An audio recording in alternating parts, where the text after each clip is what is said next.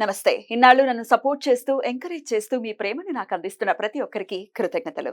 అలాగే ఈ వీడియో కూడా ఖచ్చితంగా మీకు ఉపయోగపడుతుంది. లైక్, షేర్ అండ్ సబ్స్క్రైబ్ చేసి మీ సపోర్ట్‌ని నాకు అందించండి. అలాగే ఈ వీడియో పట్ల మీకున్న అభిప్రాయాన్ని కామెంట్ సెక్షన్‌లో కామెంట్ చేసి తెలియజేయండి.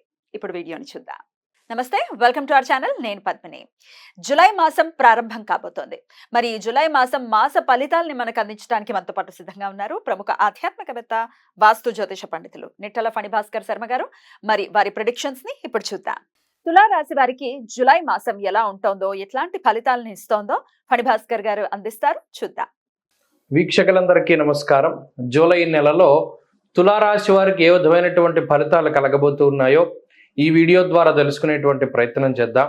ముఖ్యంగా ఈ మాసంలో ఉండేటువంటి గ్రహస్థితిని చూస్తే 13వ తారీఖు వరకు కుజుడు సప్తమంలో ఉంటారు తులారాశి వారికి. ఆ తదుపరి అష్టమ స్థానానికి కుజాష్టమ దోషము అనేటువంటిది అన్వయం అవుతుంది. 17వ తారీఖు వరకు భాగ్యరవి ఉంటారు. 17వ తారీఖు తర్వాత దశమ రవి, అంటే రవి అనుకూలిస్తారు. ఒక గ్రహం అనుకూలంగా మారుతోంది, ఒక గ్రహం ప్రతికూలంగా మారుతోంది. అయితే రాహు అనుకూలమైనటువంటి గ్రహంగా ఉన్నారు. అష్టమ స్థానంలో కుజుడితో పాటుగా గురువు కూడా ఉన్నారు. ఈ విషయాన్ని మనం దృష్టిలో పెట్టుకున్నప్పుడు ఈ మాసం మధ్యస్థంగా ఉంటుంది. అంటే ఇదంతా ప్రతికూలతతోటి ఉండదు, అలానే అంత అనుకూలంగా కూడా ఉండదు. చాలా మధ్యస్థమైనటువంటి ఫలితాలను మనం ఆశించవచ్చును జూలై నెలలో ఉన్నటువంటి గ్రహస్థితి రీత్యా. అష్టమ స్థానంలోకి కుజుడు చేరడం, అష్టమంలోనే ఉన్నటువంటి గురుగ్రహంతో కలిసి ఉండడం వల్ల ప్రవాసం కార్యహాని స్యాత్, కసరోగం, ప్రపీడనం అన్నది శాస్త్రం. అయితే ఈ కుజగురుల యొక్క యుతి ఏదైతే ఉన్నదో దానివల్ల కొంత రుణబాధలు అనేటువంటివి పెరగడానికి అవకాశాలు ఉంటాయి. ఇది ఒక్కటి ప్రధానంగా గుర్తుపెట్టుకోవాలి. అలాగే కుజాష్టమం అష్టమ గురు యొక్క దోషం వల్ల ఏమవుతుంది అంటే ఆరోగ్యపరమైనటువంటి సమస్యలకి అవకాశం ఉంటుంది.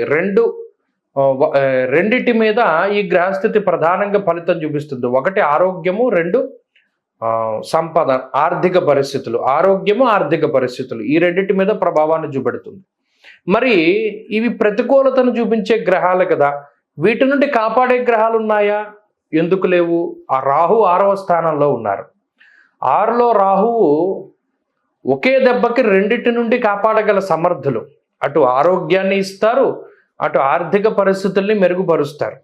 అయితే రాహుకి ఇంకొక గ్రహం తోడయ్యి 17వ తారీఖు నుండి రవి కూడా అనుకూలంగా ఉన్నారు. అంటే 17 నుండి దశమ రవి దిగ్బలయుక్తుడైనటువంటి రవి వల్ల అటు ఆనందము, ఉత్సాహము, ఆరోగ్యం ఇవన్నీ కూడా కలుస్తాయి. మరి అప్పటి వరకు కొంత జాగ్రత్తగా ఉండాలి. అనగా ప్రధానంగా చూసుకున్నప్పుడు 13వ తారీఖు దగ్గర నుండి 17వ తారీఖు వరకు ఉన్నటువంటి రోజులు మాత్రం కొంత జాగ్రత్తగా తులారాశి వారు గడపాలి. ఆరోగ్యపరమైనటువంటి విషయాలను చూస్తే కుజాష్టమ దోషం ఉన్నప్పుడు అటు విద్యుత్ వల్ల కానీ, అగ్ని వల్ల కానీ, పదునైనటువంటి పనిముట్ల వల్ల కానీ, లేదా విషపూరితమైనటువంటి జంతువుల వల్ల కానీ, అస్త్రశస్త్ర పరమైనటువంటి అంటే అస్త్రాల వల్ల కానీ, శస్త్రముల వల్ల కానీ బాధలు వస్తాయి అనేటువంటిది చెప్పారు. వాటితో పాటుగా భూపరమైనటువంటి విషయాలు, ఆ లావాదేవీలన్నీ కూడా కొంత వెనక్కి వెళ్ళడం, అలాగే ఈ ప్రభుత్వపరమైనటువంటి విషయాలు ఏవైతే ఉన్నాయో అవి కూడా కొంత వెనక్కి వెళుతూ ఉండడం, ఇవి ప్రత్యేకించి వీరు దృష్టిలో పెట్టుకోవాలి. అలాగే ఆర్థికపరమైనటువంటి విషయాలు, కుజాష్టమం వచ్చినప్పుడు లేదా అష్టమ గురుడు ఉన్నప్పుడు, పంచమంలో శని ఉన్నప్పుడు కొంత స్వయంకృతాపరాధాలు ఎక్కువగా చేస్తారు. అనాలోచిత నిర్ణయాల వల్ల, లేదు ఇంకొక విషయం ఏంటి అంటే మీకు అవగాహన రాహిత్యంతో కూడి ఉన్నటువంటి చర్యల వల్ల కూడా దెబ్బతింటారు అని శాస్త్రంలో చెప్పారు. అంటే ఏంటి, ఈ నెలలో తులారాశి వారు అదృష్టాన్ని నమ్ముకోకుండా మిమ్మల్ని మీరు నమ్ముకుని ఈ పని నేను చేయగలను, ఈ పని ప్రారంభిస్తే ఎవరి సహాయం లేకుండా నేను పూర్తి చేస్తాను, లేదా ఇందులో నేను డబ్బు పెడుతున్నాను, నా శక్తిని పెడుతున్నాను, నా సమయాన్ని పెడుతున్నాను, కాబట్టి దీన్ని నేను పూర్తి చేయగలుగుతాను మధ్యలో వదలకుండా అని ప్రగాఢమైనటువంటి విశ్వాసంతోనే ఉండాలి. అంతేగాని ఎవరినైనా నమ్ముకుని కానీ, ప్రత్యేకించి అదృష్టాన్ని నమ్ముకుని కానీ ఏదైనా ఒక పని గనక చేస్తే దానివల్ల మాత్రం ఇబ్బంది పడతారు. ఇక కుటుంబ పరిస్థితుల్లో కనుక పరిశీలనం చేస్తే కుటుంబ సభ్యుల యొక్క ఆరోగ్య పరిస్థితులు లేదా కుటుంబ ఆర్థిక వ్యవస్థ ఇవన్నీ కూడా కొంత ఇబ్బందికరంగా ఉన్నప్పటికీ వాటిని అధిగమించగలుగుతారు. ఇక్కడ కుటుంబ సభ్యుల యొక్క సపోర్ట్ అనేటువంటి విషయం దగ్గరికి వచ్చినప్పుడు అది అంతగా మీకు లభించకపోవచ్చు ఈ జూలై నెలలో. కాబట్టి మీరు సొంతంగానే ముందుకు వెళ్ళవలసినటువంటి పరిస్థితులు ఏర్పడతాయి. ఉద్యోగ వ్యాపారాలకు సంబంధించినటువంటి విషయాలను కనుక పరిశీలన చేస్తే అవి మాత్రం కొంత సానుకూలంగా ఉన్నాయి. కొత్త ఒడిదుడుకులు వచ్చినప్పటికీ వాటి నుండి మీ యొక్క తెలివితేటలతోటి లేదా అనుభవపూర్వకమైనటువంటి జ్ఞానంతో బయటపడగలుగుతారు. వ్యాపార పరంగా ఉండేటువంటి సమస్యలను అధిగమించగలుగుతారు. అయితే ఇక విద్యార్థులకు మాత్రం ఈ గ్రహస్థితి కొంత వ్యతిరేకంగా ఉంటుంది. ప్రత్యేకించి ఏకాగ్రత తగ్గుతూ ఉంటుంది. వాటి పట్ల శ్రద్ధ వహించాలి. స్త్రీలకు ప్రత్యేకించి ఈ గ్రహస్థితి మానసికమైనటువంటి అశాంతికి ఎక్కువగా కారణమవుతుంది.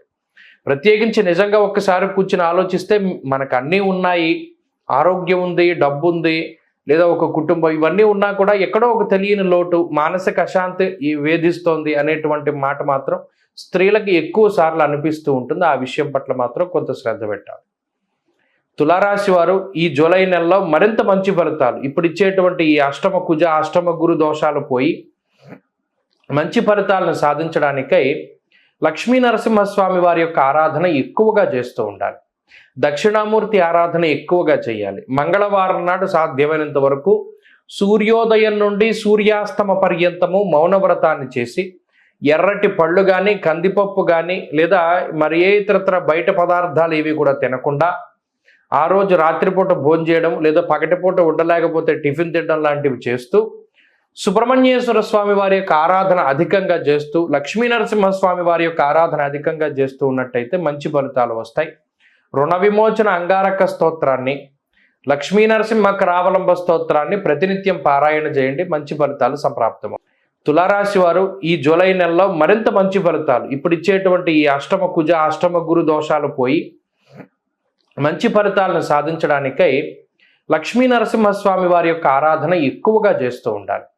దక్షిణామూర్తి ఆరాధన ఎక్కువగా చేయాలి. మంగళవారం నాడు సాధ్యమైనంత వరకు సూర్యోదయం నుండి సూర్యాస్తమ పర్యంతము మౌనవ్రతాన్ని చేసి ఎర్రటి పళ్ళు కానీ, కందిపప్పు కానీ, లేదా మరి ఏ ఇతరత్ర బయట పదార్థాలు ఏవి కూడా తినకుండా ఆ రోజు రాత్రిపూట భోజనం చేయడం, లేదా పగటిపూట ఉండలేకపోతే టిఫిన్ తినడం లాంటివి చేస్తూ సుబ్రహ్మణ్యేశ్వర స్వామి వారి యొక్క ఆరాధన అధికంగా చేస్తూ, లక్ష్మీ నరసింహస్వామి వారి యొక్క ఆరాధన అధికంగా చేస్తూ ఉన్నట్టయితే మంచి ఫలితాలు వస్తాయి.